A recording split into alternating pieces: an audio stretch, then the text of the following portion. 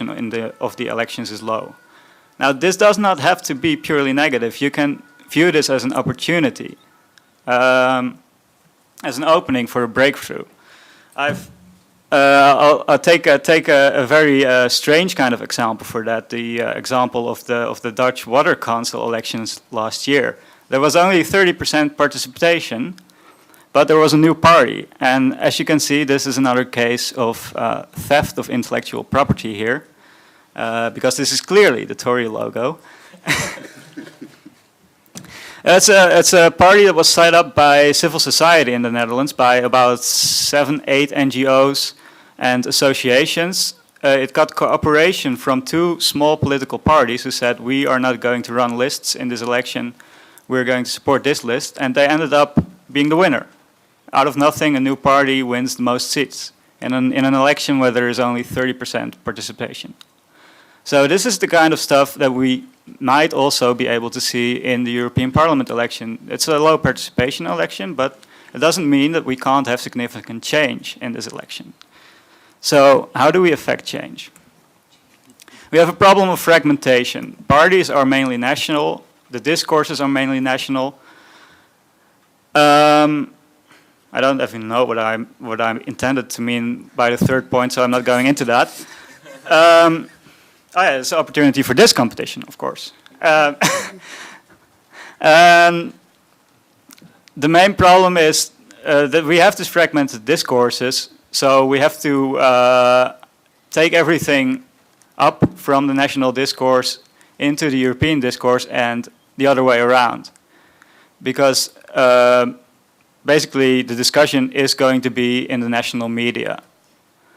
So it's a kind of problem that you face. It's also an opportunity to become a kind of link between what is happening in your country and what is happening on the European level, and to communicate that in 2 ways.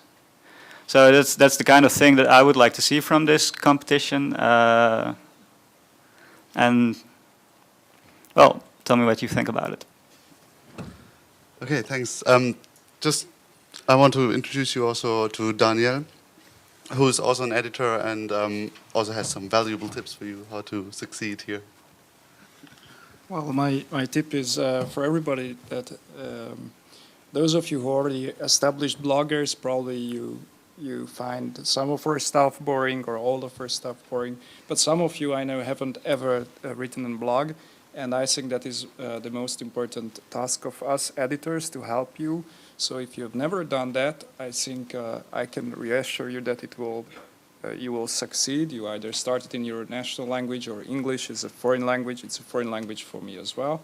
So we editors are there on the platform basically to help you. So if you have the most silly questions like, shall I moderate the comments that I have, or shall I use this widget or not, or what name shall I give my blog, just don't be ashamed to ask. We've been doing this with more or less success for years in our national languages, in English. So actually, we editors are there to help you to get started, and of course, not to influence on your decisions. So please ask us. We are in 4 groups. That is just an organizational help, so that you have somebody you know personally you can turn to, but of course anybody can ask questions from any of us, and that's it. And in order to kind of establish the group feeling a little bit, we thought of splitting up the group now in 4 groups. We have A, D, G, J, and N. So who wants to go in which corner? We can't get all of the groups in here. So yeah, we should take one out. Who wants to go out? I will go out. Okay, so group N. Yes. D and N are out. D and A N. and J. And A is there. A is there and J is there. here. This is N, like Nanne. This is D, like Daniel. This is J, like John.